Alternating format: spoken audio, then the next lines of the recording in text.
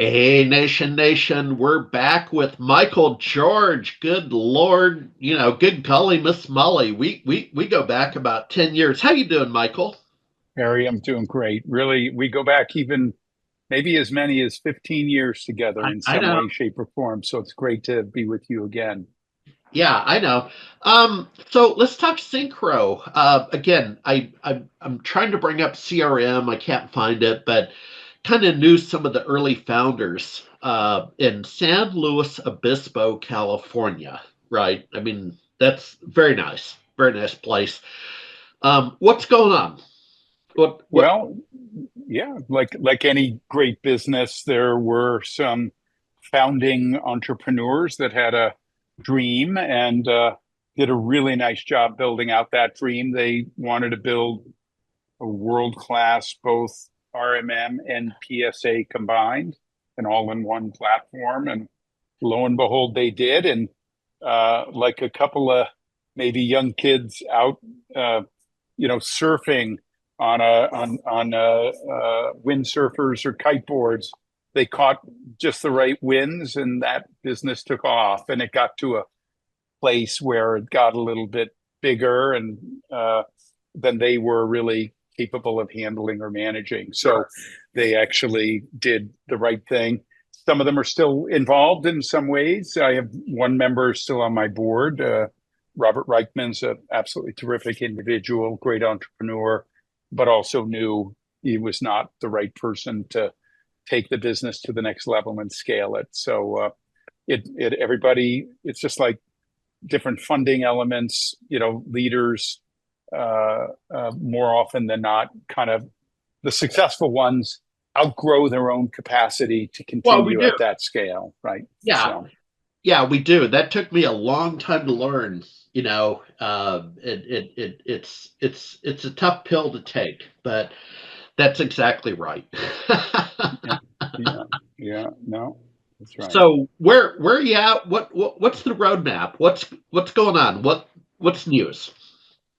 Well, there's a lot going on. I joined the company a little bit more than a year ago, beginning of 2024, and we knew that there was a certain opportunity, a certain time or place that the market was going to have a massive tectonic shift. And lo and behold, that shift has been underway now for probably the better part of 2 years. The good news is we're not stepping in too late. And we do, I brought in a number of individuals that I had the privilege to work with in my journey when I was the CEO of Continuum. Yep. And Dee Zeff, for instance, was my chief product officer there. She's our chief product officer here, and a whole bunch of other folks that are really talented and understand these market dynamics. And so we're capitalizing on the next absolutely transformational tectonic shift, taking place in this. Happy to, get into Yeah. that with you further, but let's, one step at a time here. Oh yeah, yeah, and congratulations. I mean, you know, that's good on you. Are you still in Boston? I recall you're on the East Coast. I am. Yeah, good memory. I'm based out of the Boston area, and we spend much of our we spend much of our summers there and on Cape Cod, and we spend our winters in Naples, Florida. So we're not snowbirds, we're sunbirds now, my wife and I. Yeah, yeah, no, I get it. I get it. So any announcements coming up, Q2, what can you share? Sure, I'm happy to. We're going to be announcing, and by the time this is broadcast, we will have announced in the last week of the month of April from the Kaseya conference that we have essentially a new product category that is a consolidation of some of the existing categories that are out there today. The tectonic shift I'm referring to is really this. Microsoft is, makes up 98% of the operating system of the entire small to medium business market, Harry. Right. And This has Correct. always been true, right? Every MSP and every IT professional are Microsoft certified, and we have watched them slowly, even during my Continuum days, which ended at the end of 2019 when Thoma Bravo decided to merge ConnectWise and Continuum. These were two assets that they owned, and so they made that choice to do so. But even at that time, we were watching Microsoft slowly close in on the platform, the tooling side of this business. And so when I reemerged in this market category, it became crystal clear that the opportunity for a company like us was to close that gap. They're a channel company, as you know, 100% channel. Yeah. And the only products you can buy directly from Microsoft are like, their Xbox and things that they might sell in their retail operation. But as a commercial enterprise, selling to businesses, they sell through the channel. And so they are in need of companies like us that understand these dynamics and are building, a two-tier distribution model and have an RMM and a PSA already that we can close the gap on their products to bring them to market to now enable MSPs to do essentially two things. One is to simplify their stack. Everybody already has Microsoft. They just don't have the ability to fully utilize it or to benefit from its capabilities.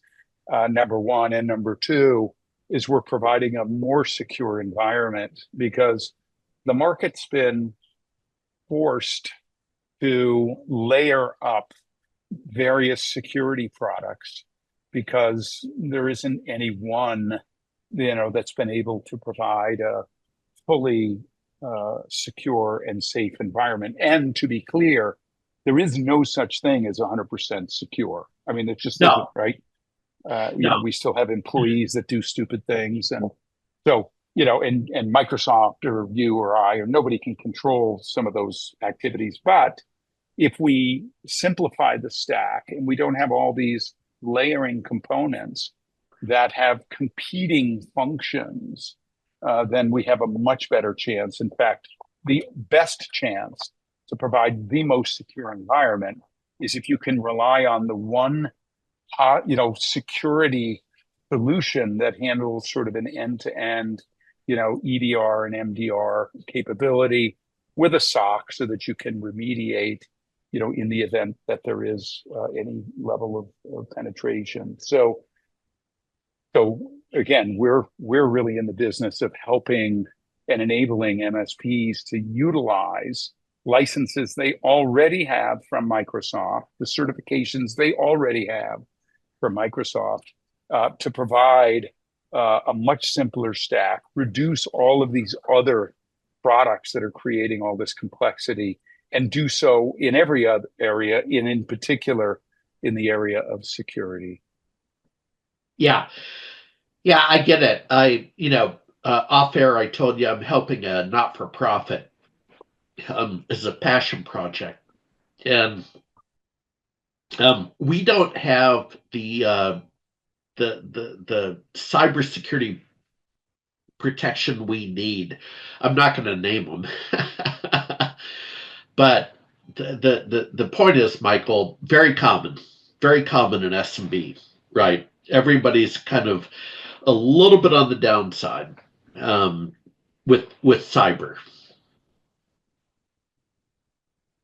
Oh yeah, no, I fully agree. Look, it's a complex category to solve for. And in fact, at some level, it's an unsolvable problem, right? You're on this asymptotic curve and you're trying to outpace the bad guys. And I've even heard people in the MSP space really dismiss the power and the capabilities, for instance, of AI, agentic AI, and just AI in every dimension. And look, you can dismiss it as headline news making, chatter and all kinds of stuff. But the fact of the matter is the bad guys are using AI, and they're increasing their number of attack points, and therefore increasing the attack surface to the to the small to medium business market.